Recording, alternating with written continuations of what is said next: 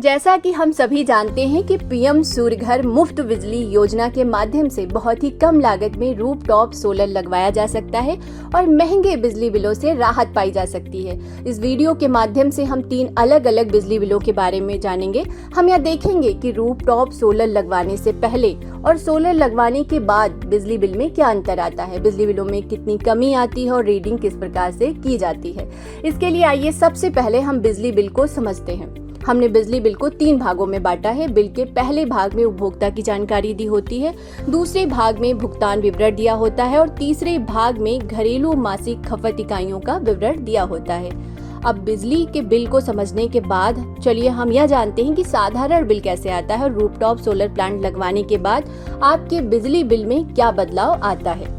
पहले केस में हम देखेंगे कि सोलर प्लांट लगवाने से पहले उपभोक्ता की विद्युत बिलिंग किस प्रकार की जाती है। इस प्रकार के बिल में कुल वर्तमान रीडिंग से पिछले माह की रीडिंग घटाने पर जो कुल यूनिट्स निकलती है उन्हीं के आधार पर बिलिंग की जाती है। यह एक सामान्य बिलिंग प्रक्रिया है। दूसरे केस में हम देखेंगे कि रूफटॉप सोलर लगवाने के बाद बिलिंग किस प्रकार की जाती है।